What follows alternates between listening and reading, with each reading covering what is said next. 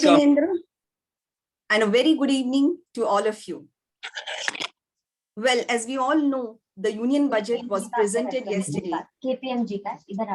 In order to understand the budget analysis and the key takeaways, today we have a team of top experts who shall decode the budget provisions for all of us. So without much ado, let's start the program with the recital of our pious Navkar Mantra. Aditi, can we have the Navkar Mantra, please?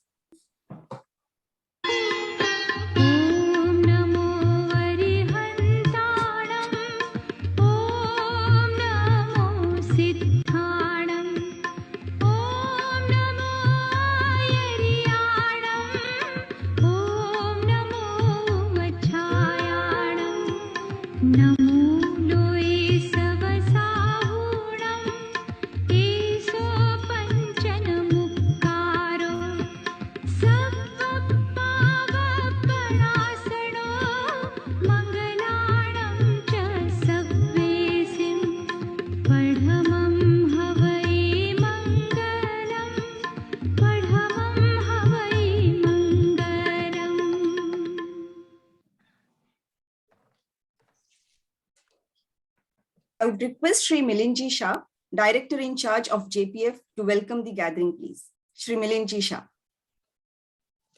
Thank you, Saugata. Thank you so much.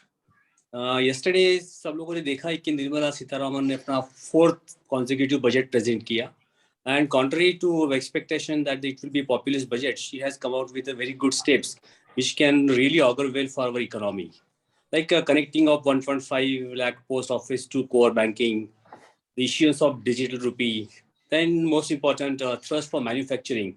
This really we can expect a good capex and good investments in capital goods industry in coming years to almost for 10 years. We are quite bullish on that sector. All are clearly, unmistakably steps for shaping up a new India and placing India as one of the most important global players going ahead. Also, the GST collection has touched all-time high since its inception. Gross collection in January was around 1,46,000 crores.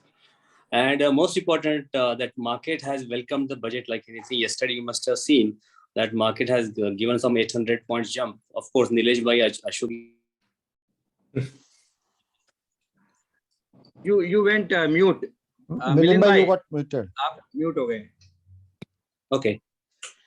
Yeah, so GST also has touched all-time high of 1,46,000 odd crores in January. And the market has received the budget with a bang, giving some 800 odd points yesterday and 700 odd points today. So, of course, everyone with the happy faces are here. Our interest is obviously how it's going to impact our industries, how it's going to affect the stock market, everyone's core interest, yes, of course, how it's going to affect money market, and how it's going to impact taxation, be it direct or be it indirect.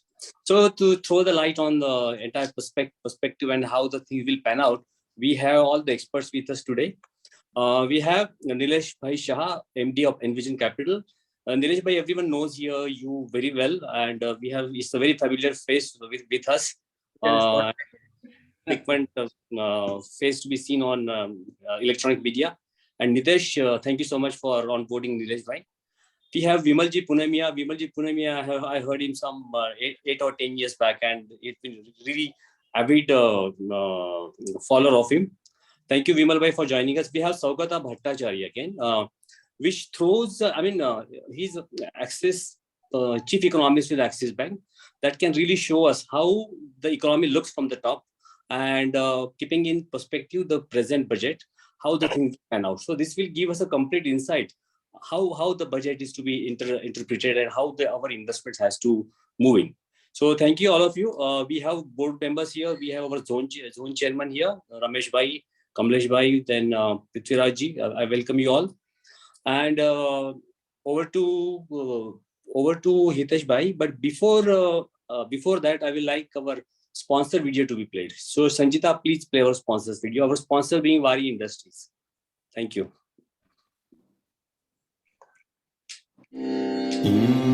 Our mighty sun, the giver of light with infinite number of rays, the giver of nourishment and one who is responsible for life. Drawing inspiration from the mighty sun, we at Wari Energies Limited are committed to providing quality, cost-effective, sustainable energy solutions to improve the quality of life. We are one of the major players in the solar energy industry in India, focused on PV module manufacturing using both multicrystalline and monocrystalline cell technology. We have a varied portfolio of solar energy products. Our PV modules are sold under the Wari brand.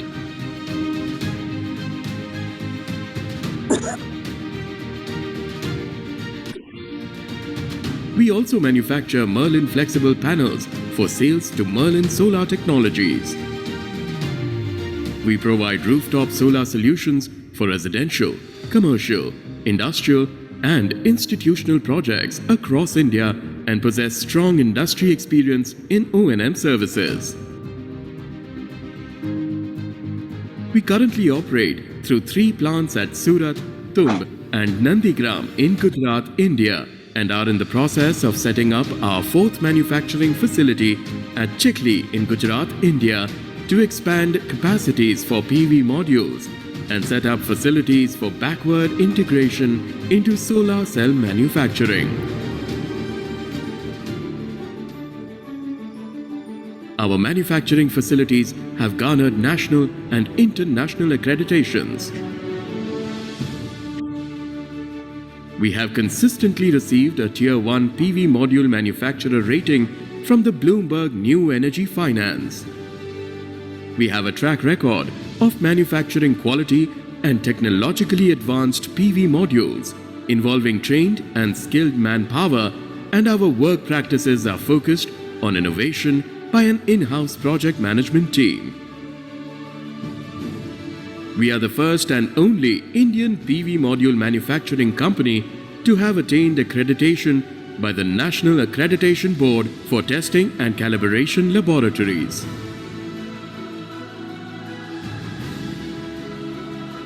Apart from direct sales to utilities and enterprises, we also have franchisee sales and franchisee EPC revenue focused on rooftop and MSME customer segments.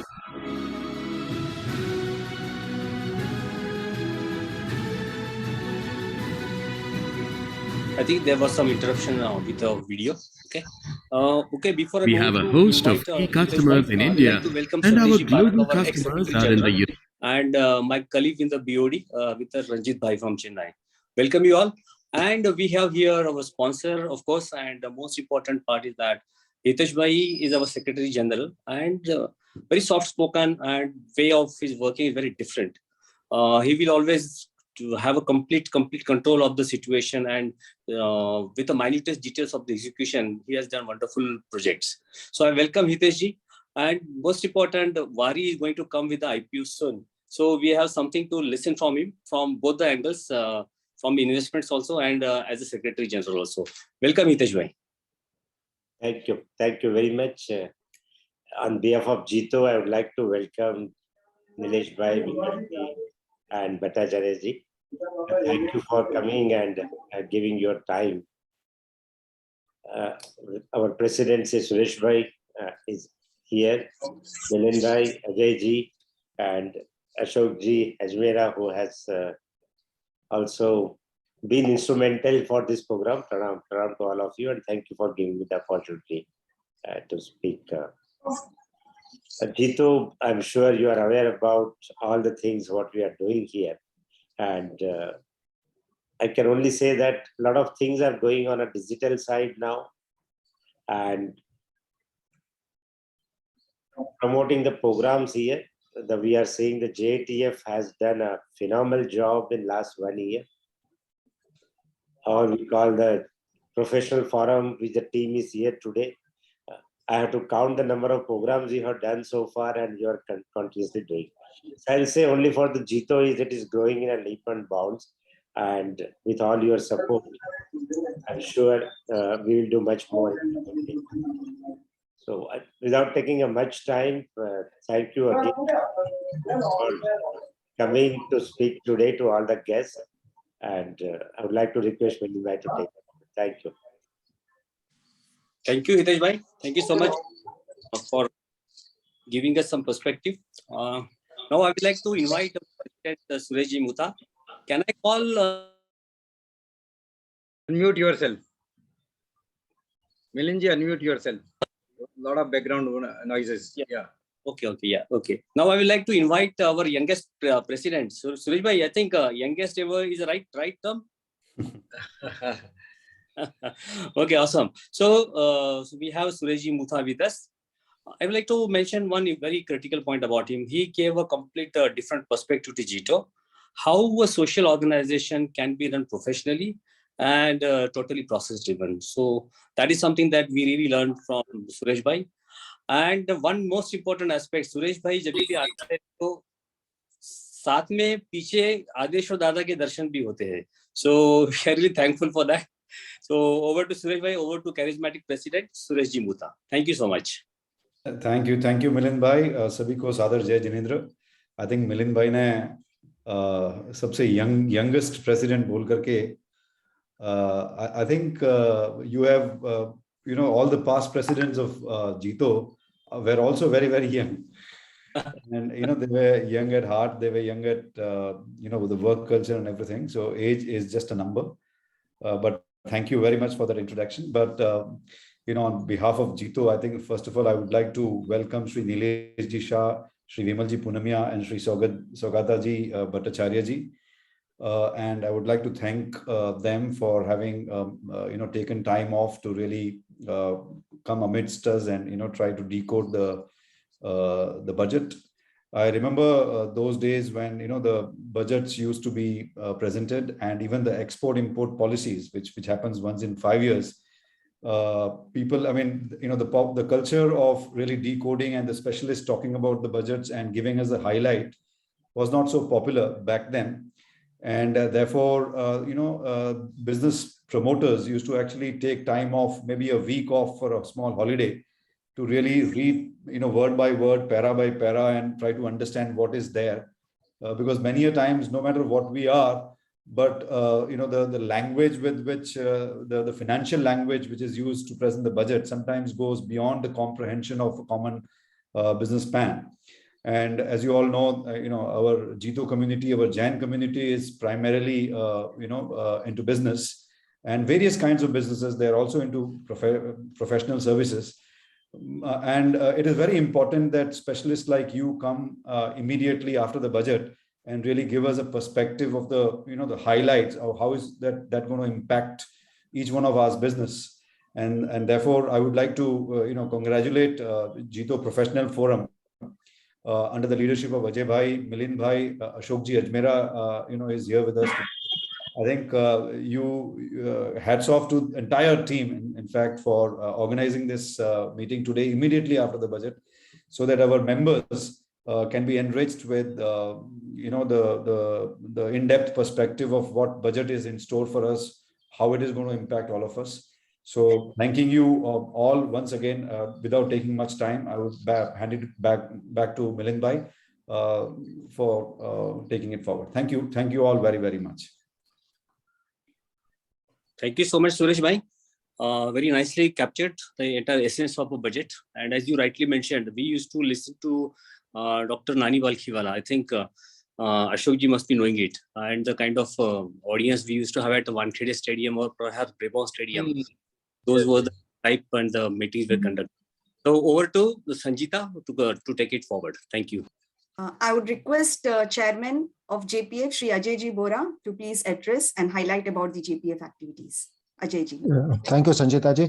Hi, there have been multiple themes of the budget that got presented yesterday, but 3 themes which apply to us today. One was the startup theme, the other was the solar theme, and the third one was the sustainability theme. Now, JITO Professional Forum among the JITO fraternity is a startup, and we also got funded by none other than our title sponsor Wari Group, which is in solar and which also focuses on sustainability. So there is a special connect and a direct connect between JITO Professional Forum and this budget which got announced yesterday. But to decode that budget for us and to really be prepared for that and the opportunities which got presented out of the budget, we have our convener, Ashokji Ajmera, who's the member of our national committee. He is also the national convener of banking and finance for JITO Professional Forum at a national level. He is a veteran financial services industry, as you all know, highly meticulous planner and a mentor for all of us. So without much ado, over to you, Dr. Ajmera ji. Thank you, Ajay ji, for first of all for giving me this opportunity which you are continuously giving me. Even the earlier 2 years of starting of JPF, when Ravi was the director in charge and you were the I think co-chair or some, but we have worked together for last 4 years, and thank you for this opportunity. Friends, we have very distinguished panelists today amongst us, and in order to introduce them, though I think most of the people, they know them personally also and professionally also, but still we would like to introduce them. So our first panelist, to introduce Nilesh Bhai, I would request Nitesh V. Shah, our convener for JPF Gujarat, to kindly introduce Nilesh Bhai. Thank you, Ashok. Thank you, entire JPF, Jai to everybody. Nilesh is a very known person, and he been the very common face on the all money market channels. And Nilesh, thank you very much for accepting our invitations and be over here. Pleasure. I'll take just 2 minutes. Nilesh Shah is the founder and CEO of Envision Capital, a leading investment management institute focused on providing portfolio management services. He is highly regarded for his stock picking skills and for his investment strategy of identifying the growth-oriented capital-efficient businesses with long-term perspective. Apart from being a very successful portfolio manager and entrepreneur, Nilesh is regarded as one of the India's thought leaders on investing. Though his very regular interaction on electronic and social media, Nilesh has shared his knowledge and experience with million of fellow citizens to enable them to be more informed investors and participate in India's economic growth. Nilesh has also been speaker at various overseas events spanning from America to Australia to showcase India as an investment destination and attract international direct and portfolio investments in India. Prior to founding Envision, Nilesh's professional career has been in two of India's most respected home-ground financial institutions, HDFC Group and Kotak Group. He joined the Kotak Group as an executive and soon became executive director at Kotak Securities and president Kotak Asset Management Company. He also became the youngest member of Kotak leadership team, comprised of group top 10-30 employees. During his period, Kotak Securities became the India's leading brokerage and PMS house, and Kotak Asset Management received the several awards. Nilesh holds a CFA from the Indian Institute of Chartered Financial Analysis of India, ICFAI, where he ranked All India first in CFA preliminary levels and postgraduate in management from IRMA, where he was a valedictorian. He is also a recipient of several academics and professional awards. So there is a long list of Nilesh, but I'm cutting short from here. I would like to welcome Nilesh on the board. Thank you, Nilesh, once again for accepting our invitation. Thank you. Thank you. Thank you. Thank you, Nitesh Bhai. Thank you for introduction of Nilesh Bhai. The other two speakers, I would take the privilege of introducing them. We have Mr. Vimal Punmiya, a friend of mine for last almost about 35 years, right from the days when he was in DM Harish and Company. Vimal Punmiya is a chartered accountant running his firm with several other professionals, chartered accountant, company secretaries, and the professionals with him. They are providing services in all kind of chartered accountancy work, whether it is audit, include taxation, consultancy, accounting, manpower, secretarial practice. And in fact, Vimal Punmiya ji personally is known for helping and assisting the cooperative sector. I think he has more than 1,000 cooperative or maybe more by now, to whom they give the consultancy and advice, even on the property matters also, to many of his clients, especially for the capital gains, for their personal wills and other things. He is a professionally managed firm. His team is consisting of all the professionals.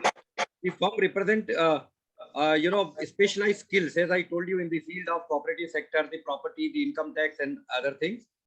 Those associated with the firms have regular interaction with the industry and the profession, which enables them to keep themselves updated with whatever happening.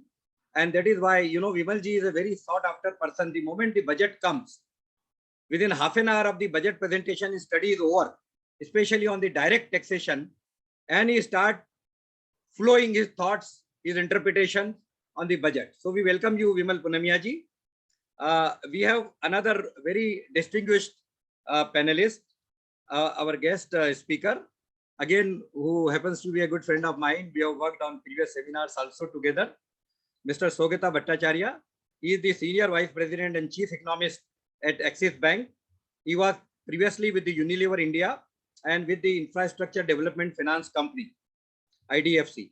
He was part of RBI's working group on monetary policy 2010 and the Finance Ministry group on estimating foreign savings. He is a member of the Confederation of Indian Industries, National Economic Growth and Investment Council, and co-chair of Economic Policy Committee of the Indian Merchants Chamber.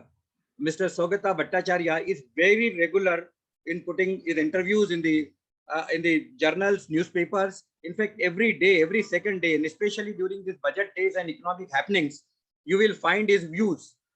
Along with his other colleague, chief economist, either at State Bank or at other ICICI Bank, they all contribute a lot from their wisdom, from their knowledge.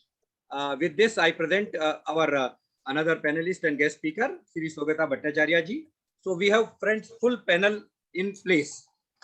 So what we have spoken, in fact, among ourselves, is that we will have it more of an interactive kind of a seminar, a webinar, rather than every speaker coming and speaking for a longer period of time. So as you all know, friends, the budget is presented yesterday, and as per the general opinion, the budget is a very growth-oriented budget. The budget has a lot of clarity. The budget has fiscal deficit under control, 6.9% in 21-22. 22-23, the target is 6.40%. And a very pragmatic and dynamic step of 25-26, the estimate is 4.5%, which is a great welcome sign and gives a lot of confidence. And then over and above, the biggest thing which has come in this budget is the capex target of over 35.4% over last time of, I think, 5.5 lakh crores to 7.5 lakh crores. So almost about 1,95,000 crores only in 1 year.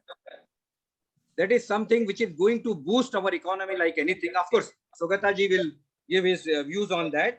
We have Gati Shakti, 25,000 kilometers of national highways plan, spending about 20,000 crore extra, bringing the funds. We have housing PM Awas Yojana, spending 48,000 crores. We have MSME ECLGS allocation of another 50,000 crore, making it to 5 lakh crore, mainly in the healthcare and hospital sector. Digital asset to be taxed. Vimal Punmiya will elaborate on that. We have CGT MSE to be revamped and brought in to be more friendly with, I think, Nilesh bhai also. Digital and lot of, spending on the defense, also the e-vehicles, like we said, solar, and a lot of thrust on various new areas like startup, taxing of your digital currency. So on the whole, and without tinkering with, a small thing here and there about something, some small tax percentage is increased or reduced, or so it's a very plain, simple budget with the growth in mind. With that initial remarks, may I come to straight to Nilesh bhai, or if you, Nilesh bhai, if you don't mind, Saugata ji, if you are okay with your video, you would like to put up the video? Sir, as I said, I spoke about some economic numbers, few things on the budget. Can you elaborate little more on that, and how, according to you, the overall overview of this budget, just in 2-3 minutes? The first, I will ask all three of you, your views about the budget. Then we'll go on the individual questioning. Hey, thank you, Ajmera Saab, Ashok Saab. Thank you very much. Thank you, JITO, for giving me this opportunity. बहुत ही डर लगता है ऐसे accomplished panel में आके बात करना, but I'll try my best. So बहुत shortly, as you said, Ashok Saab, that very growth-oriented budget, बहुत creditable है कि माने in a year with these crucial elections, उनका revenue spending has actually come down. माने overall revenue expenditure is just 8% up, and if you take out interest payments, etc., it's minus 4, 5, 6%. बहुत creditable. 35% increase in capex spending. So obviously, the focus of this budget is not the immediate year itself. Ye year is very important point. Going forward into the next 4-5 years, किस तरीके से will we be growing इसके बाद at 6%, 7%, 8% is going to be determined by the budgets for this year. ये वाला बहुत important है. हमारा खुद का our estimate is for this year will be growing at about 9 to 9.2%. Next year we are about 8.3%. Economic survey भी 8 to 8.5% बोल रहा है. इसमें I need to point out that the budget has assumed real GDP growth plus inflation at 11.1%. हमारा अंदाजा है कि we will be growing much faster. 13-14% easily. हम लोग ये FY23 में will be growing. एक last thing before I stop. Two last things. One, एक है कि जो last 2 साल में pandemic years में we had faced very easy global conditions. लेकिन ये साल, अगले साल, starting right from March itself, Fed, US के Federal Reserve is going to tighten very sharply. बाकी बड़े central banks are going to tighten. So वहाँ पे हमारा and interest rates are going to go up there. That will have an impact on us.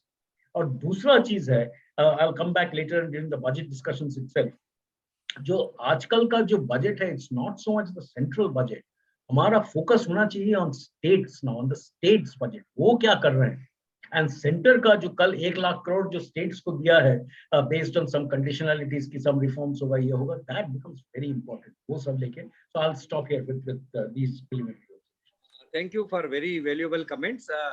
And Nilesh bhai, coming to you, first on this only, that as he said that the tightening up, the interest rate going up, the inflation also, will be very difficult to control.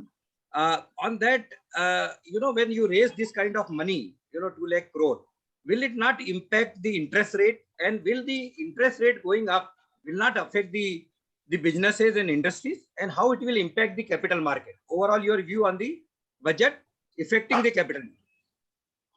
Thank you, Ashok ji, for that question. Thank you, JITO Forum, my dear friend Nitesh, for giving me the opportunity to be on this panel, and all the office bearers and sponsors, and all brothers and sisters in the Jain community. So, Jai Jinendra.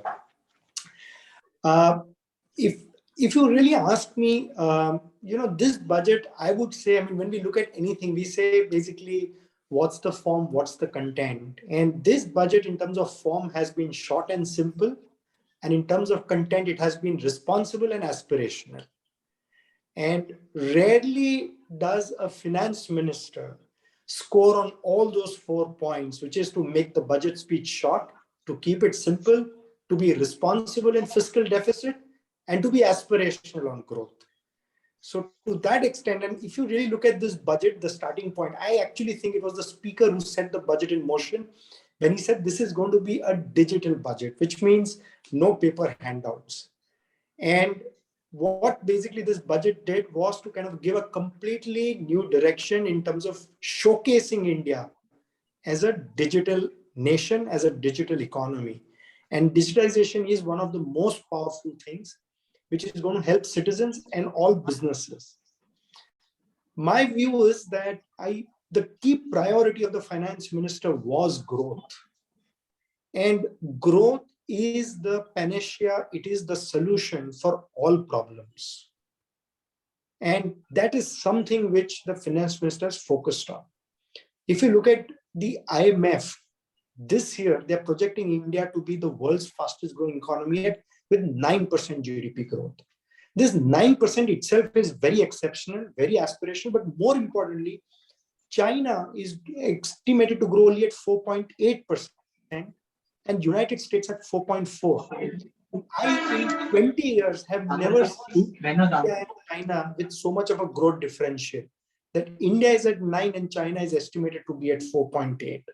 So the view is that if the growth materializes, which we all believe it will, this is going to result into a huge buoyancy in terms of revenue collections. This buoyancy in growth is required not just simplistically from tax collections, but also from basically collections on spectrum, on disinvestment, on privatization, and other forms of revenues, including dividends. So, and the track record of this government has been one of being very responsible. So the spending will be there, but somehow, nevertheless, it is going to be still in a very, very balanced and a managed manner. So while the world has rising interest rates because of inflation, which is at 40-year high, so far, at least in India, we are not witnessing inflation, which is at 40-year high. And therefore, I expect the Reserve Bank of India to, of course, raise interest rates, but they would still be relatively measured, and those hikes in interest rates will be supportive of growth. And so if growth happens, a slightly higher interest rate can be absorbed. And keep in mind, in terms of very simplistic terms, today the government of India borrows at 6.5, 6.7%. The home loan rate in India is between 6.5 to 7%. We have never had this situation where the government of India and a normal citizen who wants a home loan borrows at the same rate of interest. And we have to ask ourselves a question, how sustainable is this? So yes, interest rates will go up, but it looks like that with higher growth, businesses and citizens will be able to absorb this higher interest rate. Thank you for your initial remarks on the budget and very optimistic, Nilesh bhai. Vimal ji, I come to you now. According to you, आप आपका unmute कर लीजिए, Vimal ji. Yes, sir. Yeah. So generally आप एक साथ पूरे सब provisions बताते हैं टैक्स में जो भी चेंज हुए हैं, लेकिन आज हमने हमारा मॉडल चेंज किया है. तो आपका एक तो पहली बार तो ये है कि आपका क्या आउटलुक है इसके ऊपर, मतलब क्या आपके रिमार्क्स हैं overall on the budget from the taxation point of view, especially the direct tax point of view, without going into very specific provisions of everything. Sir, overall, I feel budget is very good because I am studying the budget for last nearly 45 years. And this is the one of the very good budget where overall, because of, Corona, I thought some tax may come extra, estate duty or gift tax or wealth tax or something may come. They may increase surcharge, but nothing has been increased. On the contrary, they given number of benefit in various sections. So overall, I'll say budget is good. But few items I will point out which I really like most. Now, as per the amendment, we cannot file the revised return after the end of the calendar year in which we have filed the return. But now under the scheme, they said I can file the revised return or rather amended return within a period of 2 years by paying some amount of penalty. So for after filing the return from end of that financial year, within 1 year or even 2 years, if I come to know I missed something, I can file the amended return. And of course, there are certain conditions. Case of search and seizure, survey cases, where case has already been reopened, then I cannot file the return. Otherwise, I can file the return. So that provision is, I personally feel, is very good provision. Surcharge, earlier, many times capital gains tax. Surcharge was payable at the rate of 37%. Now they reduced to 32, only 15%. Cooperative society also, sugar society and cooperative bank and other thing, surcharge are reduced to 15%. So overall, I feel that it is really very good budget. And a few, if I can point out more, 1 or 2 items. COVID mein, those person who passed away, employer give any amount to them, it is not taxable. Any other agency or any other person give up to 10 lakh of rupee, no taxable. For the medical expenses, employer give any amount to any extent, not taxable. So now they have all been clarified in the law, and I personally feel that this is one of the very good budget. Thank you, Vimal ji. I think this is the shortest comment I have heard from you, but in this, we will have several rounds where you can cover the other provisions. With this, may I come back to you, Mr. Bhattacharya? 2-3 new things have come in this budget. I don't know so far how much you could study or, react with the people or got their reaction. But, one is that the digital assets, number one. Taxing digital asset, Vimal ji will tell us. But what is this digital assets? And secondly, RBI is asked to bring in digital currency. So how, as an economist, you feel that bringing a digital currency is a right move? And how are we going to control the float of the money, with the monetary physical money and the digital money? So what are your comments on these two things?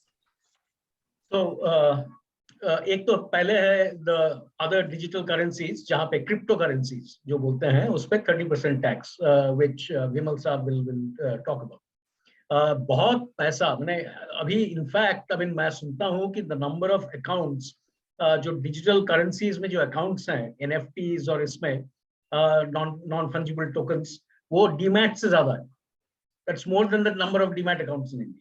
हाँ, so that's one. तो वो will garner some money for the government. I mean in terms of trading difficult है बहुत सारा, but I mean coin exchanges से होता है. इससे ज्यादा इंपॉर्टेंट है ये CBDCs का.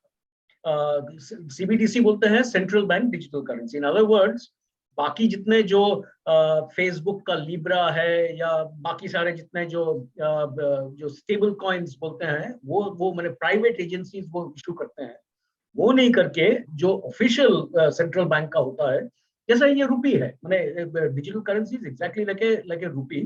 It's based on this very accepted and looked forward technology called blockchain, जो मैंने नया टाइप ऑफ एक पेमेंट स्ट्रक्चर बनता है. देखिए, ब्लॉकचेन्स का बहुत बड़ा एडवांटेज हो गया है, जो बड़ा यूज केस बोलते हैं ब्लॉकचेन में, वो है क्रॉस बॉर्डर पेमेंट्स. कि आप यदि अभी यहाँ पे अमेरिका में पैसा भेजें, वो स्विफ्ट प्लेटफॉर्म से वो 3, 4, 5 दिन लगता है, at the end of which you do not know वो जो रेसिपिएंट पैसा मिला है कि नहीं. Blockchain does this within minutes. तो दिस जो CBDC होता है, उसका फीचर होता है कि this is like a programmable rupee. माने इसके लिए कंडीशनलिटी बन जाता है कि आप यदि ये तरीके से रुपी को स्पेंड करें तो आपका रुपी वहां पे क्रेडिट होगा. तो ये पोटेंशियली बहुत पावरफुल है. और जो चीज होता है, मैं एक और 10 सेकंड और लूंगा कि बाकी सारे बाकी सारे जितने जो फेसबुक के लिब्रा हैं या बड़े बड़े जो ग्रुपिंग्स बन रहे हैं, जो सपोज एक गूगल का करेंसी है, तो at one point in time अभी भी जो एक होता क्या है, जो पहले जमाने में होता था कि अर्जेंटीना जब बहुत हाई इन्फ्लेशन होता था, तो वहां पे लेके they used to peg their currency to the US dollar. माने इन अदर वर्ड्स, वो फेडरल रिजर्व के जेरोम पावेल क्या करेंगे, वो इन्फ्लुएंस करेगा कि अर्जेंटीना का करेंसी क्या है. हाँ, ये वाले चीज में जो अभी जो नए करेंसीज बन रहे हैं, फेसबुक का हो, गूगल का हो, अमेजोन का हो, जो यहाँ पे जो बन रहे हैं, ये प्राइवेट पार्टी के पास चला जाता है. एक तो है कि फेडरल रिजर्व का प्रॉफिट मोटिव नहीं है, लेकिन ये जो अमेजोन और ये सब है, इनका बहुत बड़ा प्रॉफिट मोटिव होता है. उसको वो एक बड़ा रिस्क फैक्टर बन जाता है. तो if the central bank, reserve bank of India वगैरह, लोग यदि कंट्रोल करे, वो प्रॉफिट मोटिव नहीं रहता. So there are other motives, जो नेशनल सिक्योरिटी है, ये है, वो रहता है. बट पोटेंशियली ये बहुत पावरफुल एक नया स्टेप है. एंड कुडोस कि माने India is one of the largest, जो कल जो हम लोग सुन रहे थे, वन ऑफ द लार्जेस्ट जो पहला ये लाया है. ये बाद में भी जरूरत पड़े बोलूंगा, but let me stop. Yeah, okay, thank you. I think our viewers here, our participants here got little enriched about what is this Reserve Bank currency. So according to Mr.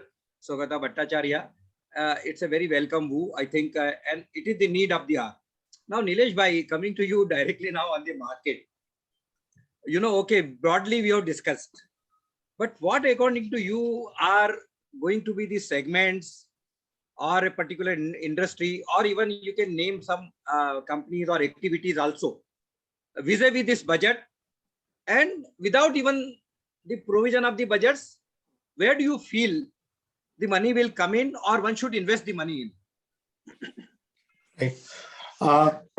So the way I look at it is that traditionally in India, especially over the last 10 years, I'm not talking of the prior 10 years or the prior 20 years, but the last 10 years, normally consumer-facing companies have done well.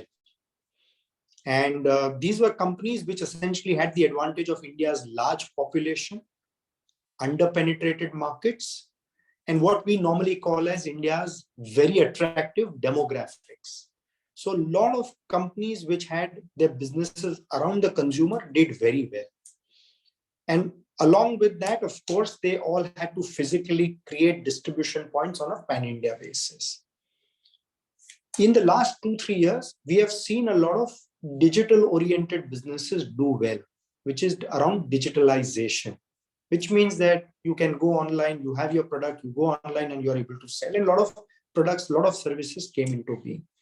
Now, both demographics and digitization are very powerful structural trends or structural opportunities for the next 5, 10, 15, 20 years. And yesterday's union budget has reinforced India's ambition to become a digital economy. In addition to that, what we have seen now gradually is a lot of deleveraging of corporate balance sheets has happened. So steel companies, cement companies have generated a lot of cash flows and they have repaid debt and the balance sheets have become deleveraged to again look at capacity expansion.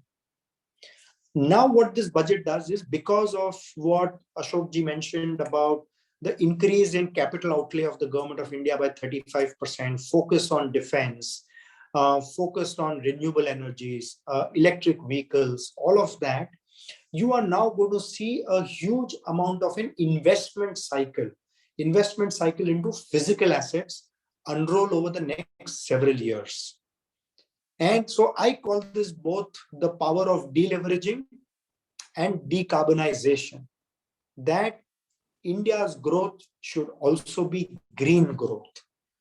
And therefore, a lot of companies which are essentially into creating capacity and are making capital equipment to basically supply capital equipment to help cement companies, steel companies, automobile companies to set up capacity, expand capacity, will have to be watched out quite significantly. So if I were to kind of look at what kind of capital equipment companies, of course, these are just names, and at what prices, but companies like ABB, Siemens, Thermax, LG Equipment, maybe some in the Kirloskar group. Recently, a company called Hitachi Energy, for which I have to make a disclaimer that we own this stock called Hitachi Energy, which was called ABB Power, which makes transformers. So which means any form of power which gets generated, be it through conventional sources or renewable sources, will need transformers to transport this power and ensure that it reaches the consumers and the businesses and the factories. So these are the kind of companies which can do extremely well over the medium to long term. This budget, in a way, further, boosts their growth prospects. Banks which have been struggling with asset quality, NPA, and have been struggling with a very slow credit cycle, will, I think, now start to do well, because in a way they have been able to sort out a lot of those problems around bad NPAs, and will can now kind of do credit growth. I will come with a separate question on bank, on which I need little more elaborate answer from you. Yes. But before that, Vimal ji, yes, we were just talking about this digital assets. So what we understand as a layman, a digital asset means cryptocurrency, or they say that any form of digital assets. So what provisions they have brought in the textbook without legalizing digital currency other than the currency which will be issued by RBI. So one side, there is no surety about legality, like all those actions, criminal, penal, whatever actions can be taken on you. But from income tax point of view, the government is saying, even if you are doing illegally, but if you are making money, you pay us the tax. So what is that, Vimalji? So, sir, income tax point of view, there is no legality. I can have income from smuggling, I can have income from prostitution, I can do anything, whatever I want. I must offer for the purpose of tax. So, income tax department, they said that virtual currency is also a digital asset. And of course, RBI will bring the guideline. RBI will issue whatever new currency will come. But at the present system, whatever currency is available, because of course, the Income Tax Act apply only to India. But even foreign currency which is dealt in India will be also covered in this, as per my view. But now, point is, item which was banned till yesterday, now is legal from today. And person can deal officially because number of other provisions connected with that. that say RBI will come with a proper digital rupee or via blockchain. It means they will recognize foreign currency also. TDS will be 1%. In for the I'm buying digital currency from you for 5 crore rupee. So when you make the payment to me, you will deduct my 1% of TDS. So naturally TDS will appear in your return. It will appear in my 26 AS and various other place. So indirectly they have recognized. No, again they say no 10 number required. Normally when we deduct TDS, we have to file certain returns and 10 number is required. Like when we make a capital gain, no 10 number is there. Simply make a channel with PAN number. Same system will be followed here. Any expenditure incurred during the course of business for digital currency will be not allowed. Only cost will be allowed. Any brought forward losses or I will be not adjusted against this income. This income will whatever income I have to pay 30% tax plus surcharge, whatever applicable. Even I make a loss of digital currency, I cannot even carry forward to that.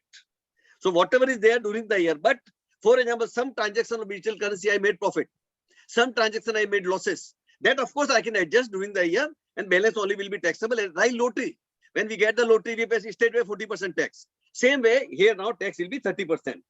If I give gift, Vimalji, have they clarified that the digital currency which will be issued by Reserve Bank of India later during the year, that will be separately treated for tax purpose? No, they have not said anything like this. In Income Tax Act, Income Tax provision, nothing is there like that. Because that will be valid, and there they don't expect you to pay 30%, or they don't expect you not to take the carry forward losses benefit. No. This 30% will apply to all the currency, whether Reserve Bank issue or whatever not Reserve Bank issue, everywhere. Okay, all right. And further, if I give gift, tomorrow I may feel I may have some more income.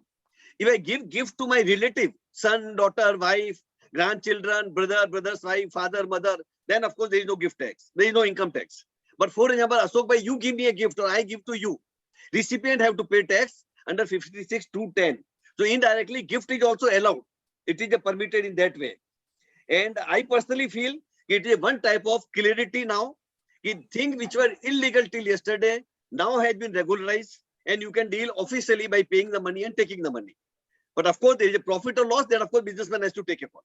Thanks for, I think a lot of people must have been benefited with this clarification. Saugata ji, coming to you if you are there. Sir, you know, we are almost coming out of from the worst pandemic of 100 years. You know, the way we have suffered in last 21-22 months, and the economy suffered, though we bounced back also. So what are your views on this COVID or Omicron, or whether have the government, the finance minister has taken into consideration some kind of contingency in the economy, you know, in the overall budget, if by chance this third wave continues or fourth wave comes in, any such thing has gone into the mind of the finance minister, or if such happens, where do we stand according to you? Very, very valid question, sir. So I think jo pehle what I mentioned, that hamara that low 11.1% nominal growth, real growth plus inflation. I think this is a signal that there is some risk that still emanates. मेरा अंदाजा है, मैं epidemiologist नहीं हूँ, doctor भी नहीं हूँ, तो my guess is that we are more or less done with this. लेकिन पता नहीं है, मैंने अभी भी जो नया ओमिक्रॉन का नया वर्जन आया है, बाकी क्या आएगा नहीं आएगा. Fortunately, we are very well vaccinated now. Boosters लगाना चाहिए. I don't know why we are delaying. हमारे पास बहुत stocks vaccine का पड़ा हुआ है. I think we should go in for the booster dose. जो कुछ भी हो. But my guess is that जो हम लोग एक तो है जो अभी लीडिंग इंडिकेटर्स देखते हैं, माने इकोनॉमिक एक्टिविटी जो ट्रैक करते हैं, जनवरी महीने में डेफिनेटली इम्पैक्ट पड़ा है. हाँ, सो बहुत सारे मोबिलिटी रिस्ट्रिक्शंस हैं, बहुत सारे फैसिलिटीज क्लोज्ड हैं वगैरह, तो जनवरी में डेफिनेटली आया है. लेकिन इसके बाद अभी जो रिसेंटली हम लोग लास्ट वीक में ट्रैक कर रहे हैं, we are seeing a movement back, and the economy is gradually opening up. Schools खुल गए हैं, रिक्रिएशन फैसिलिटीज खुल गए हैं. तो माय फिंगर्स क्रॉस्ड कि क्या हो सकता है. My guess is we are past जो बाहर भी दूसरे कंट्रीज में जो बहुत हाई पीक किया था, यूएस में, यूके में, यूरोप में, वो भी धीरे धीरे नीचे आ रहा है अभी, और वहां पे भी ट्रैवल खुल गया है, ये टूरिज्म निकल रहा है. तो my guess is chances are lower, but इसका कुछ बोला नहीं जाता. ये बहुत ये बकवास ये वायरस है, बोला नहीं जाता कि कैसा निकलेगा ये लेके, but I think we are relatively prepared. अगर हम ऐसी बात करें कि जो हमारा 2020 मार्च का मतलब 1920 का जो जीडीपी था, उसके बाद हम 2021 में हम माइनस में चले गए, क्योंकि हम उस समय 5 ट्रिलियन इकोनॉमी की 24-25 तक बात कर रहे थे। तो उसके बाद हम माइनस आई थिंक 6.5 और something, then again now we are coming to 8.5। So only 2% हमने 2020 के बाद से रिकवर किया है अगर उसको देखें, और then of course 22-23 9%। So in fact in 3 years we will be 11%. तो अब आपको इससे क्या लगता है कि ये जो हमारा टारगेट था, बिकॉज अभी क्या है कि 2.67 से अगर हम ये 8.5%, तो हम लोग 3.3 ट्रिलियन के आजू बाजू में जा रहे हैं 22-23 में अराउंड। सो आपको क्या लगता है कि अगर हम वही थीम चालू रखें जो प्राइम मिनिस्टर ने अनाउंस की थी कि बाय 24-25 या 5 trillion economy, so when do you think now with this onset of of this bad and worst period of COVID, when can we achieve that number, that magical number figure? तो sir मैं इसमें 1 minute मेरे allotted time से ज्यादा लूंगा। 2 चीज बोलने का है। जो हम लोग जो रियल ग्रोथ बोलते हैं ना, जो आप जो 3.5% FY20 में ग्रोथ था, फिर इसके बाद आके जो -6.5 आया है, फिर अभी इस साल 9%, 9.2%, फिर अगले साल 8.3, 8.5%। रियल ग्रोथ जो FY मार्च 21 में बिफोर द पैंडेमिक हिट, हाँ, सो इस पे जो उसका मार्च 20, आई एम सॉरी, वहां पे जो रियल ग्रोथ का लेवल था, अभी भी वो मार्च 22 में जो अभी आने वाला है, वहां पे एक बराबर रहे। लेकिन इसके साथ नॉमिनल ग्रोथ जो है, जो एक्चुअली इन्फ्लेशन वाला जो ग्रोथ है, वहां पे मैंने कंपेयर टू मार्च 20, जो अभी मार्च 22 में जो आने वाला है, 30 लाख करोड़ ज्यादा बने। वहां पे वो समय का 200 लाख करोड़ करीब जीडीपी था, नॉमिनल जीडीपी। अभी बैठेगा मार्च महीने में 230 लाख करोड़, अगले साल के एंड में 260 लाख करोड़। तो ऐसा नहीं है कि इनकम नहीं बैठा है, income is has nominal growth में इनकम बैठा है। जो what you mention in the beginning, ये 30 लाख करोड़ कौन अर्न किया है, ऊपर वाले लोग, नीचे वाले लोग, कहाँ पे गया है, दैट्स वेरी इंपॉर्टेंट। तो ये अभी नेक्स्ट ईयर अभी 3.1 ट्रिलियन करीब बैठेगा। हम लोग यदि 7% रियल ग्रोथ ले लें और 5% इन्फ्लेशन ले लें, बाय 2026 FY26 या FY27 तक के इजीली हम लोग 5 ट्रिलियन तक के पहुंच जाएंगे। Great, so very optimistic. Nilesh ji, आपने जो ब्रॉडली तो बताया कि यस, ऐसे सेक्टर्स जो infrastructure, cement, steel and low leveraging now, they are deleveraged, sitting on cash, many of them may go expansion. But I have a direct question. What are your views on this market happenings, the small cap and the mid cap? Some of the stocks, of course, a few of them might be having a merit.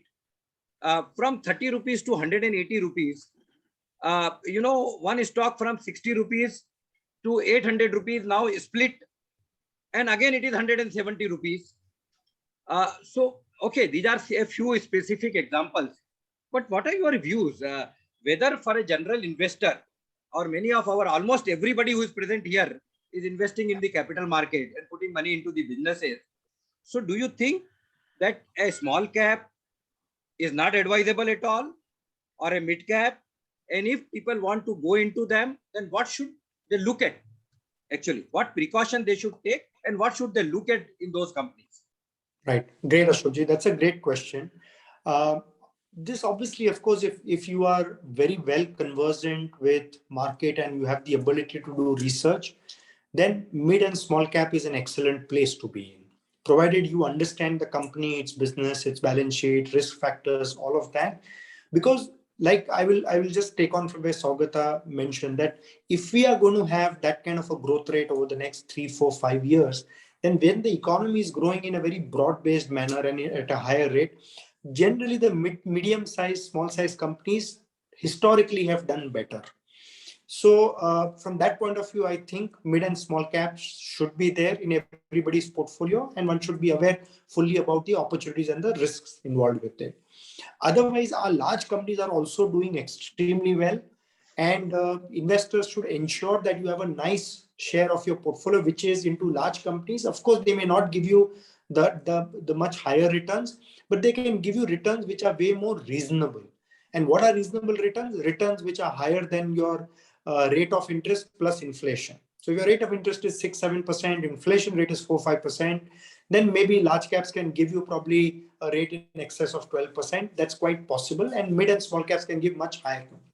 But don't essentially look at mid cap, small cap companies which are coming through those tip circles and messaging groups and all of that, where there is only khabar, and that will test your both jigar and sabar. So be very careful about those kind of companies, and stay very clear of them. So jigar and sabar. Would you like to, Nilesh ji, speak about some specific this thing? If you, with a disclaimer, like some of the companies you come, like you said, one company you came across, that Hindustan Brown Gori, which used to be earlier that ABB, this thing.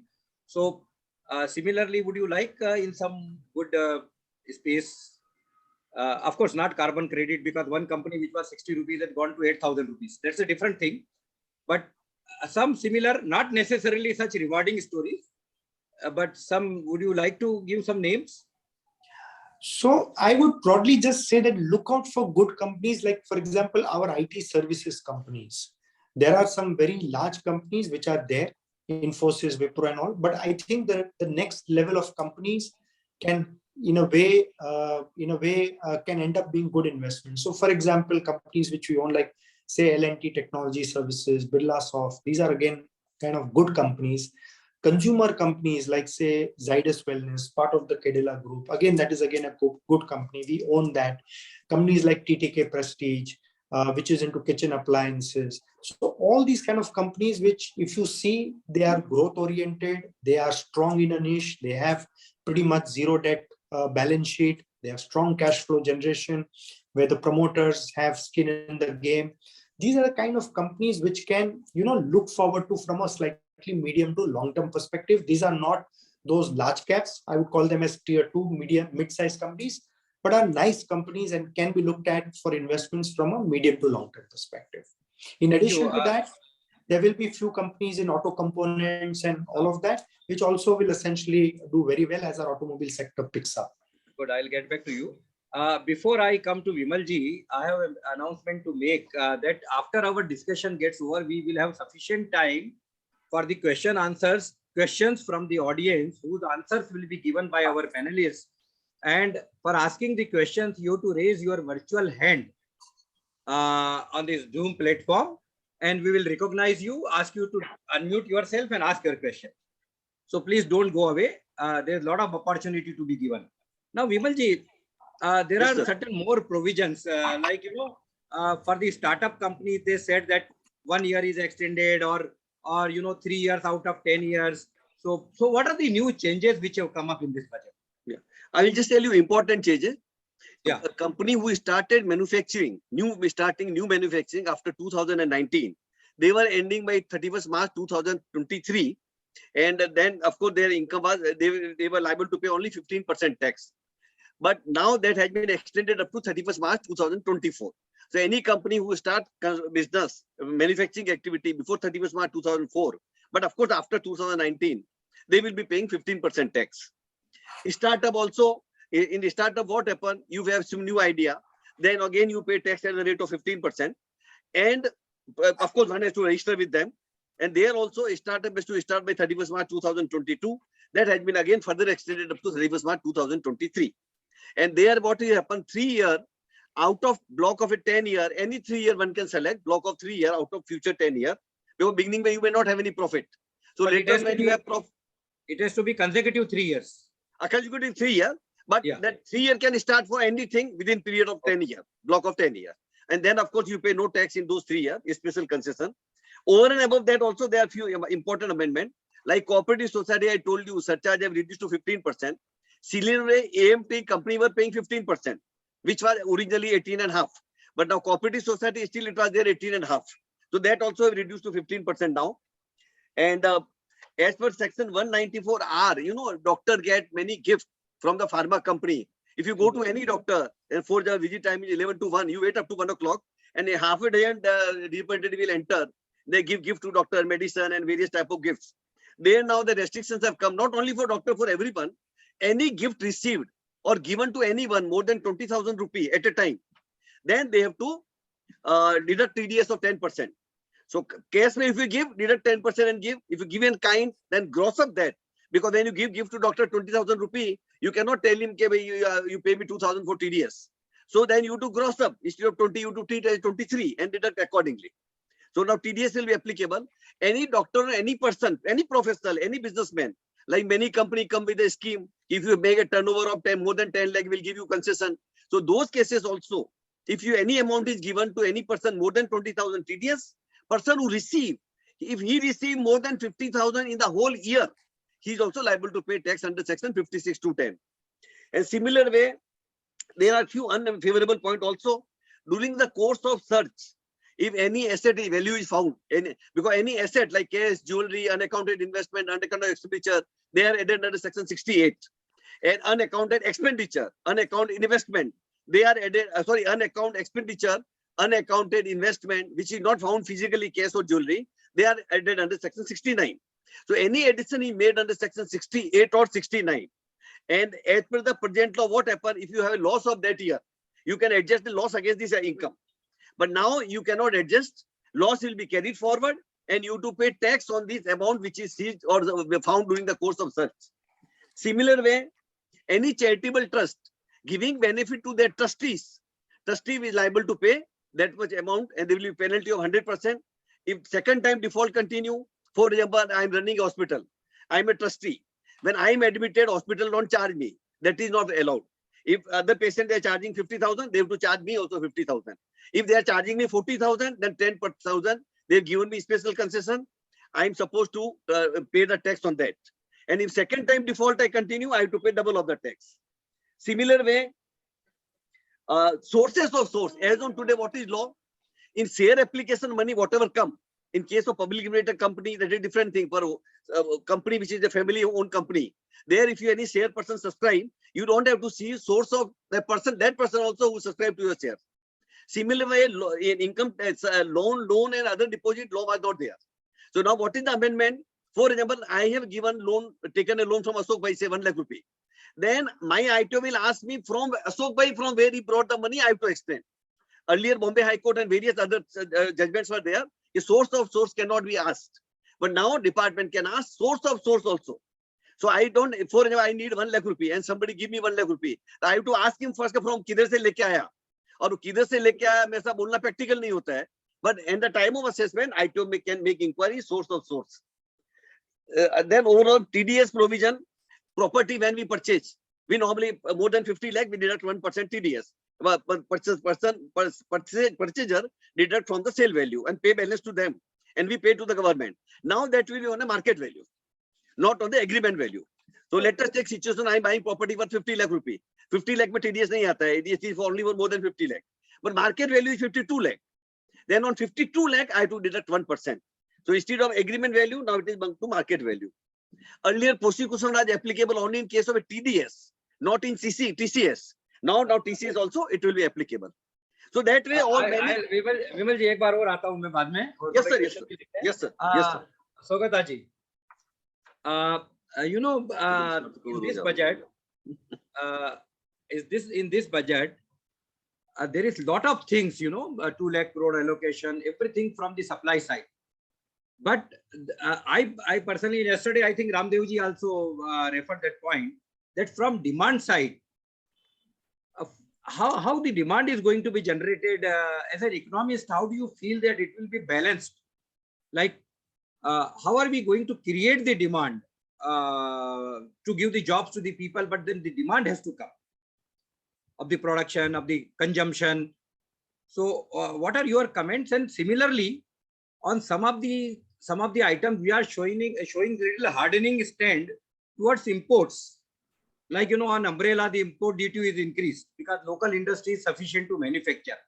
But a statement has been given that over the period, we will reduce our reliance over the import. I mean, that kind of signal goes, which is a very worrisome signal. Because some person who plans to do his business today, set up a manufacturing or something based on the availability of the material from imports from the outside foreign countries. Now, suddenly after 2 years or 3 years, if that changes, so what will happen? Like in pharmaceutical, the API, you have to depend on China. Still, I think most of them are depending on China. So what are your views on that? The demand side and on this import kind of Atmanirbhar or restriction on imports?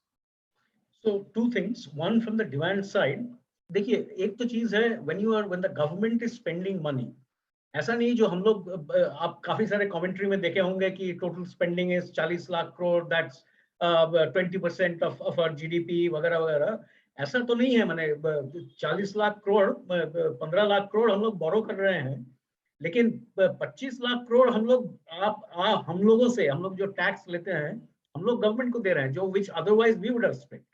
हाँ, तो ऐसा नहीं कि मैंने government is spending कि कहीं से लेके हवा से पैसा आएगा, दैट्स नॉट, ये हमारा ही पैसा है, हम लोग जा रहे हैं and then they are redistributing it to other. So when the government spends, when we spend, ऐसा तो नहीं है कि मैंने when you and I spend ये किसी के पॉकेट में जा रहा। So that spending is actually consumption. हम लोग को असेस करना है कि whatever is the kind of spending, वो एडिशनली कितना, माने एक रुपए हम लोग यदि स्पेंड कर रहे हैं, वो क्या 2 रुपए बनता है ओवर ए पीरियड ऑफ से 6 months, वो क्या 2 रुपए बनता है, 4 रुपए बनता है, कुछ बनता है। That is something that we need to assess, जो मल्टीप्लायर बोलते हैं, कंजम्पशन मल्टीप्लायर। इसमें एक चीज मैं ये तो मैंने ये समझ रहे हैं ना, मैंने कि जो स्पेंडिंग जो आ रहा है that is consumption for somebody else. हाँ, किसी के पॉकेट में पैसा जा रहा है। वन वेरी इंपॉर्टेंट सेगमेंट जो मैंने बजटरी एलोकेशन बहुत ज्यादा नहीं आया है, लेकिन वो ECL, GS, CGT, MSC, हाँ, जो वो क्रेडिट में MSME जब हम लोग बोलते हैं, particularly the micro and the small businesses, ये है जितने प्रोप्राइटरशिप्स है, पार्टनरशिप्स है, किराने दुकान है, पान दुकान है, ये दिस इज दैट लॉट जो these, एक तो प्रोडक्शन बढ़ रहा है, आउटपुट उनके सर्विसेज आ रहे हैं, आउटपुट बढ़ रहा है, लेकिन ये भी यही सेगमेंट है जो कंज्यूम भी करती है। तो if that segment is made more robust, कि वहां पे ग्रोथ ज्यादा हो, तो that is the segment that will जो डिमांड की आप बात कर रहे थे, that will add to consumption, that will add to demand. तो माने ये दोनों रिलेटेड है। हम लोग को खाली देखना है कि गवर्नमेंट स्पेंडिंग, बाकी प्राइवेट सेक्टर स्पेंडिंग ठीक तरीके से हो रहा है कि नहीं, कहाँ पे मैक्सिमम रिटर्न्स, कहाँ पे वो स्पेंडिंग का है। सेकेंड क्वेश्चन में I am completely with you that I think जो बात एक्सपोर्टर्स के साथ आप बात कीजिए, FIO के साथ बात कीजिए, ये इनवेरिएबली आएगा कि एक तरीके से हम लोग यदि किसी स्टील के कंपोनेंट्स पे कुछ टैरिफ लगा रहे हैं, जो हम लोग बोल रहे हैं कि जो इंटरमीडिएट यूज है, इनपुट्स है, जो बड़े स्टील में जाएगा, लेकिन एक सेगमेंट है जो which is dependent on cheap imported steel, जो वहां पे वैल्यू ऐड कैसे हो सकता है।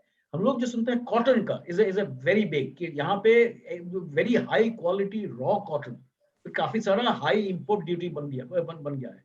लेकिन हम लोग यदि वियतनाम के जैसे, बांग्लादेश जैसे यदि हाई क्वालिटी अपैरेल्स तो बाकी देशों में एक्सपोर्ट करना है, तो we need access to that high quality cotton. तो आई थिंक मैंने बेसिकली जो ये आत्मनिर्भर प्लेटफॉर्म है कि मेक इन इंडिया है, this needs to be done. I will not dismiss this outright कि ये खराब चीज है, but this needs enormous amounts of study कि कौन कौन से चीज है जो हम पोटेंशियली बना सकते हैं। कुछ चीज में काफी चेंज आ गया है। हम लोग जो पहले मोबाइल्स बनाते थे, इंपोर्ट करते थे, वो अभी हमारे देश में सैमसंग के हो या एप्पल के हो, फॉक्सकॉन के हो, जो कुछ भी हो वो बन रहा है यहाँ पे। बहुत सारे एयर कंडीशनर्स, रेफ्रिजरेटर्स जो हम लोग इंपोर्ट करते थे, बाकी कुछ नहीं तो कंप्रेसर इंपोर्ट करते थे, आजकल वो नोएडा में, यूपी में, दूसरी जगह में वो कंप्रेसर्स हमारे यहाँ पे बन रहे हैं। बहुत सारे टीवीज के हैं जो कंज्यूमर इलेक्ट्रॉनिक्स के हैं, वो सब।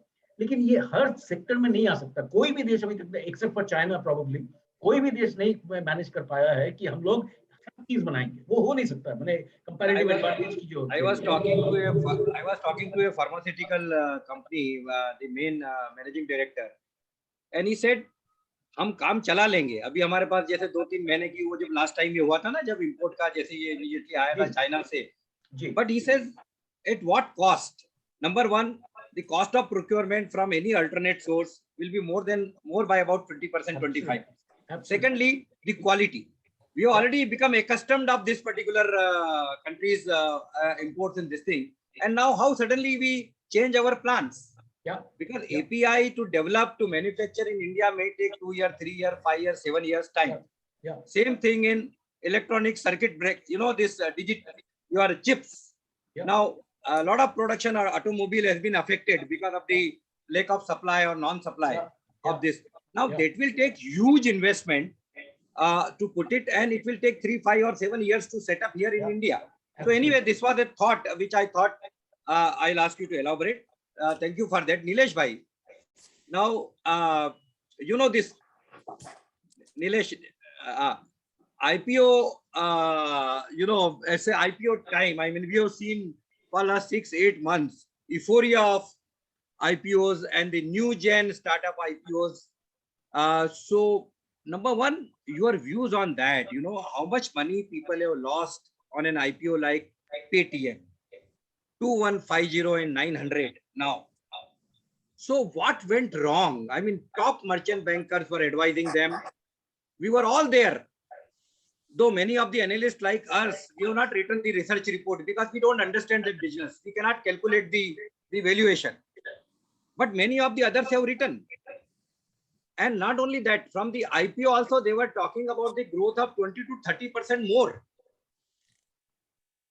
So, I mean, what actually went wrong? 1 lakh crore valuation, 1,30,000 crore valuation. Still, there are 2-3 companies which are still commanding that kind of valuation, which have come through IPO. So, what are your views on that? And after that, what are your views on LIC IPO? So my general, and I will kind of take this more as a category overall, that most of the IPOs, you have to be very careful because some of these IPOs come when the market is what we normally call as a bull market. And typically you have to keep in mind that, and this time around what actually happened is most of these IPOs, there was actually selling. It was not like fresh issue of shares. It was partly maybe fresh, but the promoters themselves were selling, or the investors earlier who had come in 3 years, 5 years back had basically were selling. And you have to keep in mind that merchant bankers, and I'm talking in general, keep in mind who pays the fees to them. It is not the investor who pays fees to them. It is the companies who pays fees to them. So you have to keep in mind that where the loyalty of the merchant banker is. The loyalty of the merchant banker is with the issuer, not with the buyer, not with the investor. So please do not blame merchant bankers. They are only doing their job. They are doing their job to those who pay them. Very simple, no matter how big or small they are. So one has to be very, very careful about this. And this is essentially a lot of the IPOs which came in was pretty much opportunistic, in the sense they sense market is good, market is vibrant, participation of investors is very good. This is a great time. This is like a builder who launches his project in full teji, saying there is enough demand for my houses, booking kholo.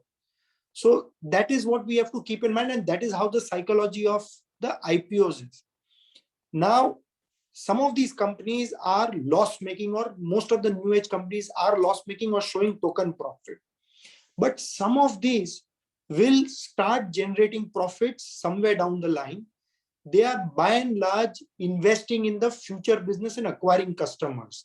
Unlike the old age companies which are investing in capacity and therefore spending through the balance sheet, these are companies which are spending through their profit and loss account.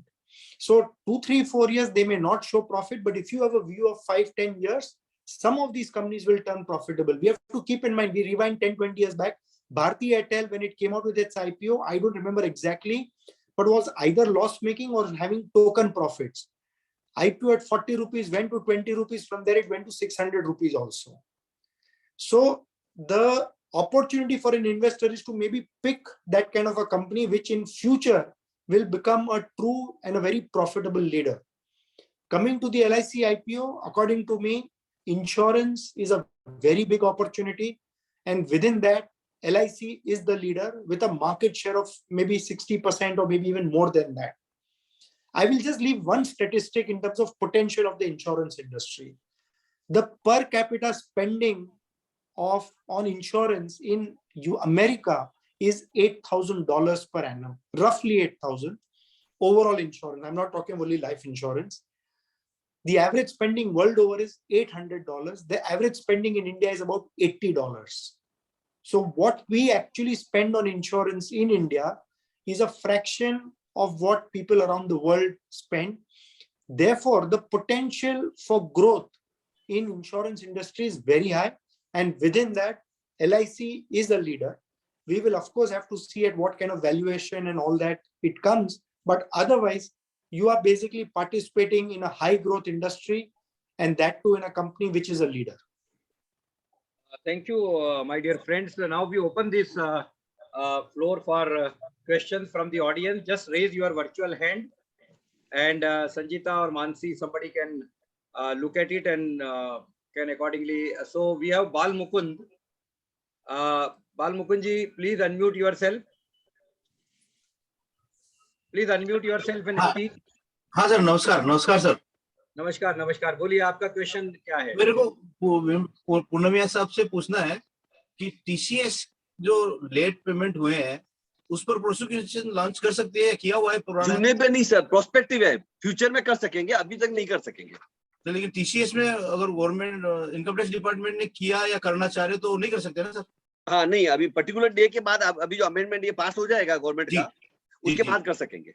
Okay sir, thank you. Praveen Jain. और ऐसा भी है, मैं आपको यहाँ add करता हूँ sir कि मैं टीडीएस कमेटी का, स्टैंडिंग कमेटी का मेंबर हूँ बॉम्बे का. तो ऐसा भी हमने अंडर डिसाइड किया था कि 1 लाख रुपए से जिसका कम डिफॉल्ट है और 1 साल के अंदर का डिफॉल्ट है तो वहां पे वो नहीं करेंगे. तो आपका डिफॉल्ट अगर 1 लाख से ज्यादा का है और 1 साल से ज्यादा डिले किया है पेमेंट में और आज के बाद होगा, वो कर सकेंगे. Okay sir, okay, thank you sir. Praveen Jain, please unmute yourself and ask your question. Yes, sir. जय जिनेंद्र एवरीवन. विमल जी, मेरा क्वेश्चन आपसे है. हाँ सर. अगर हम लोग बिजनेस में किसी को कमीशन पे करते हैं, वो that could be for the purpose of sales or marketing or whatever, उसमें भी ये 20,000 का लिमिट एप्लीकेबल है? सर कमीशन देते थे उसमें तो पहले भी था, लेकिन बहुत बार अपन क्या कैश डिस्काउंट देते हैं कि भाई आप मेरा 10 लाख के ऊपर टर्नओवर करेंगे तो मैं आपको परचेज के अंदर ही 20% कम कर दूंगा, या आपको मैं सिंगापुर घूमने के लिए लेके जाऊंगा, बैंकॉक में लेके जाऊंगा, इधर ये आपको गिफ्ट दूंगा, फ्रिज दूंगा, टीवी दूंगा, कार दूंगा. तो वैसे भी अभी अमेंडमेंट ऐसा आया है कि आप 20,000 से ज्यादा रुपए का कोई भी आइटम किसी को देंगे तो आपको 10% टीडीएस काटने का है. अभी पैसा देंगे वो तो टीडीएस कट जाएगा. मैं प्योर कमीशन की बात कर रहा हूँ. मैं बोल रहा हूँ कमीशन तो पहले भी था, अभी भी है, पहले भी था. पहले 10,000 के ऊपर ही था. Mister Ram Shah. Thank you. Please unmute yourself. Ram, yeah, please ask your question. Hello. Yeah, I have a question. Hello. Yes, we can hear you. Yes. One minute. Yeah, now. Business के लिए हम कुछ भी लोन लेंगे private person से, तो उसके लिए क्या क्या डिटेल हमको रखना पड़ेगा और आईटी को सबमिट करना पड़ेगा? ये मेरे को पूछ रहे सर ने. मतलब वो आपने बोला ना कि अगर आपको लोन लेना पड़ेगा तो जिसने लोन दिया उसकी कैपेसिटी भी, उसकी कैपेसिटी, उसकी बैलेंस शीट, कि उसे लोन आपको दिखाया गया है, उसका बैंक अकाउंट, उसका पैन नंबर, उसका कंफर्मेशन, अगर आपने इंटरेस्ट उसको चेक से दिया तो उसका प्रॉफिट एंड लॉस अकाउंट, और टीडीएस अगर आपने काटा है तो उसके रिटर्न में टीडीएस कहाँ आ रहा है, इतना डिटेल आपका होगा तो सफिशिएंट है. Thank you. Anybody else is there? Ajay ji, आप पूछना चाहेंगे कुछ? Jasmeet ji Gandhi has raised his hand. Mr. Jasmeet Gandhi. Yes, please. Yes, sir. My question is to Vimal bhai. हाँ sir. It is related to the earlier query. When the loan, we have took the loan from private parties. So source of source, how can we define कि source of source is there? Sir अभी है वो, मतलब वही उसका वो पैसा कहाँ से लाएगा अपने को प्रूव करने का. अभी लॉ में ऐसा अमेंडमेंट हो, ये पहले था नहीं. प्रूव मींस वो पैसा कहाँ से लाया. अगर उसका बैलेंस शीट में दिख रहा है, इसका मतलब जस्टिफाइड है, उसे इंटरेस्ट इनकम दिखाया है, पैन नंबर है, टीडीएस वो क्लेम कर रहा है, तो हो गया, सफिशिएंट प्रूफ हो गया. One thing is, sir, when we are taking the loan, it is almost unsecured. And we ask our client कि भाई, I know not practical नहीं है, लेकिन अभी that is the law sir. क्या करेंगे? अच्छा, कुणाल सवानी जी. Thank you sir. Kunal, unmute yourself, Kunal. Yes, thank you Ashok ji. My question is to Vimalji. It's more of clarification for the entire group on the crypto. As we all know that now they're taxing it at 30%, but they also said that this will be effective from 1st April 2022. So I think for everyone's benefit, if you can also guide on what will be the position for the earlier gains that people would have Earlier earned. not taxable, sir. Earlier not taxable. कोई बोलता है आज के बाद taxable है, इसका मतलब ये पहले नहीं था. No. Dr. Yogesh Ji Kothari. Tax at capital gain at 20%. Can people take that position? Yes, can be. Yes. Yes, exactly. So that's what I was saying. So I think people can still take the position till this is effective. Yes, that sir. you treat it as capital gain, short term or long term. Hello. Perfect. Yeah, the JITO Professional Forum Vice Chairperson, Dr. Yogesh Ji Kothari, Senior Cardiologist from Bangalore. You had raised the hand. Dr. Yogesh Ji? Yes, I wanted to know, like for healthcare, especially, and for doctors, what are the major implications in the present budget? Is there any SOPs for the hospitals or anything like that which has been given? नहीं, amendment ऐसा हुआ sir कि कोई भी doctor को कोई भी gift मिलती है और एक साल में 50,000 से ज्यादा का मिलेगा तो उसको अपनी इनकम में लेना पड़ेगा. जो सेक्शन पहले भी था अभी भी है. देने वाला अभी 1% टीडीएस काटेगा, लेकिन कोई भी देने वाला 20,000 से कम का गिफ्ट दे रहा है तो कोई प्रॉब्लम नहीं है. 20,000 से ज्यादा का देगा तो उसको टीडीएस काटना पड़ेगा. और फार्मा कंपनी के पॉलिसी में ऐसा रहता है कि legally they can not give gift to the any doctor. हमारे चार्टर्ड अकाउंटेंट लोगों का भी होता है कि जब हमारा क्लाइंट हमारे को फीस देता है तो we can share with other chartered accountant joint काम करने के लिए. पर I can not tell anyone के भी मेरे पास क्लाइंट लेके आओ मैं आपको 20% कमीशन दूंगा. वो अलाउड नहीं है हमारे इधर भी. तो ऐसा वो कंपनी जो गिफ्ट देती है मेडिकल वाली तो उसको खर्चे में भी अलाउ नहीं होगा. उसका ऐड हो जाएगा खर्चे में. डॉक्टर को टैक्स लग जाएगा 50,000 के ऊपर का. और 20,000 से ज्यादा आइटम होगा तो टीडीएस भी कटेगा. ये डॉक्टर नहीं सबको लगेगा. हर सबको लगेगा. डॉक्टर तो एग्जाम्पल इसलिए बोलते हैं कि मैं बहुत बार डॉक्टर के पास जाता हूं तो बाद में मेडिकल की टीम का रिप्रेजेंटेटिव की टीम भी बैठी होती है और हर आदमी आके उसको गिफ्ट ही देता रहता है. इसलिए मैं डॉक्टर का एग्जाम्पल लिया है. अदरवाइज हर को लगेगा. Ajmera Ji, can I ask one question? Yes, sure, sir. Yeah, this Ajay question. Bora, our chairman, yes. Yeah, this question is for Mr. Nilesh Ji Shah. Nilesh Ji, as you know, given the fiscal match going on and the increased borrowings of the government, I think a few lakh crore would be additional in terms of government borrowing. So, of course, crowding out of private investment would happen and the cost of capital would go up and the money, the cost at which the corporates borrow will go up. And therefore, consequently, the inflation and therefore the cost of inputs, the material cost for the manufacturing and various other sectors. Given this scenario, what is your view in terms of how would it affect the corporate profits at a macro level?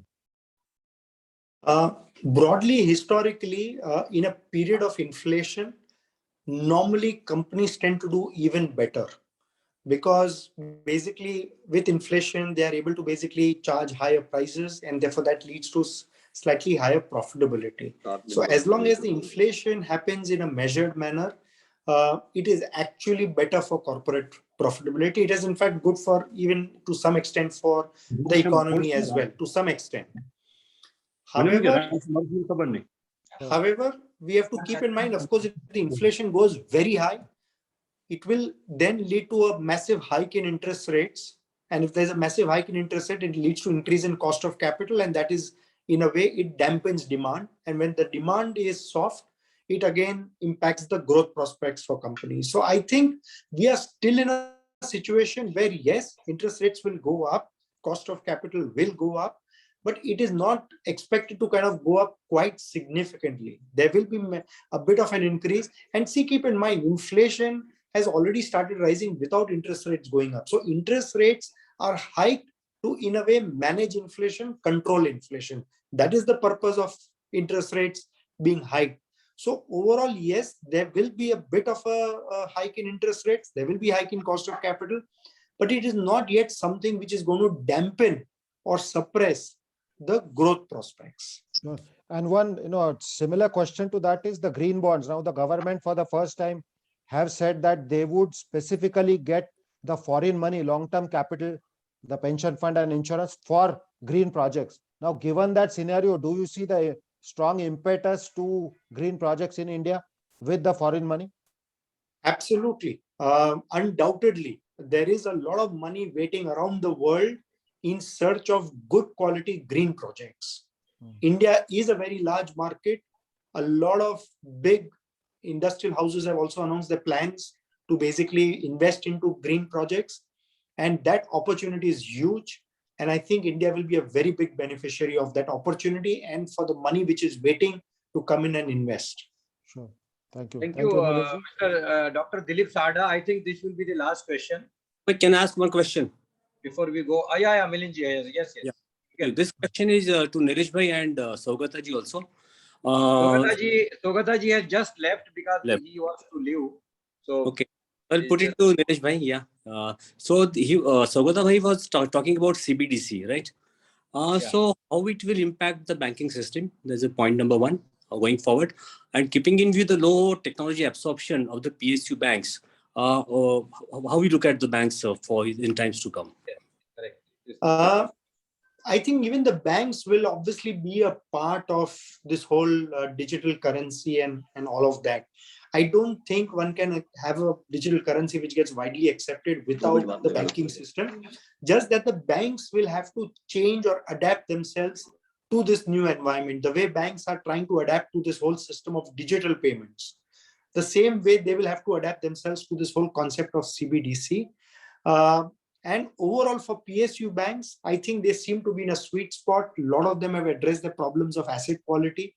And going forward, they expect to have even more managerial autonomy and are expected to do a lot better versus what they have done in the last 3 to 5 years. Okay. Thank you, Nilesh bhai. Thank you, Milit. Yes, Mr. Dr. Dilip Sada, the last question. Please unmute yourself.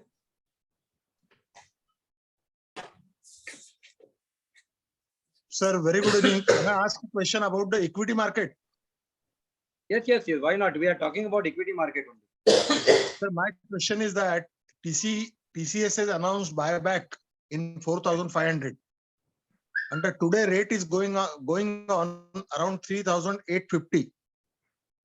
So can we buy the TCS now in 3,850, a lot of 20 shares, so that company will take buyback up to 15th of April.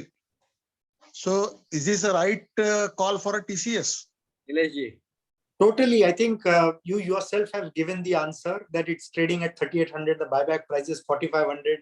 There's a straight gain of 700 rupees to be made in the very short term, which is about 15 to 20% return in the very short term, which is very good. Of course, you have to keep in mind that all the shares will not get accepted in the buyback. So the shares which come back to you, anyway, TCS is a very high quality company and has been doing very well in the past, has rewarded shareholders really well. And I think over the next several years, the growth prospects of TCS are again very, very strong, very good. So even if basically you end up investing in the balance shares, if the balance shares remain with you, I still think it will end up being a good investment for you in the long term. Thank you. Thank you very much. Thank you, sir.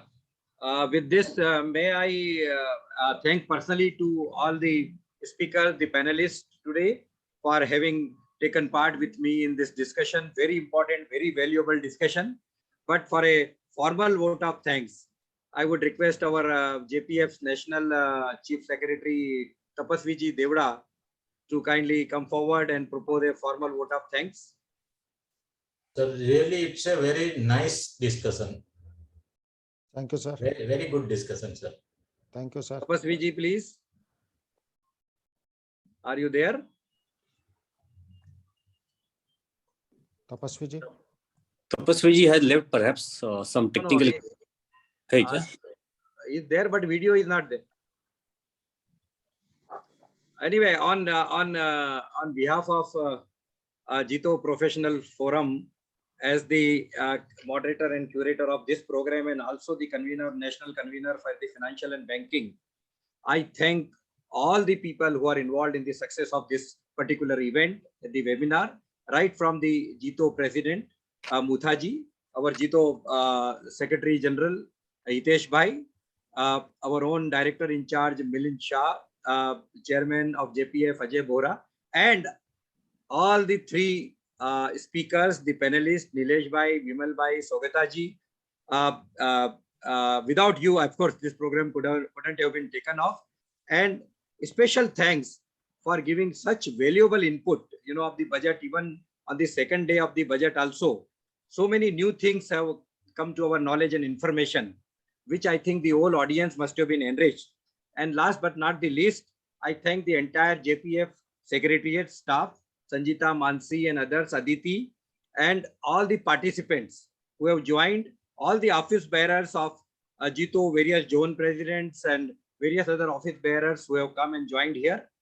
In fact, I thank each and every one of you who have been here in this program today and who have also helped us in organizing this event so successfully. Thanks a lot. Thank you, Ajay ji, for giving this opportunity once again. Thank you, Ajmera ji. Nitesh ji, there is one announcement. We have one more very interesting program coming up. Nitesh ji, are you there? At Gujarat, we have all known about the budget announcements related to the gift city. Nitesh ji, are you there? And talk about gift city. What are the benefits of that? And now the educational institutes can also be set up in the gift city. So it's a preview of what opportunities can be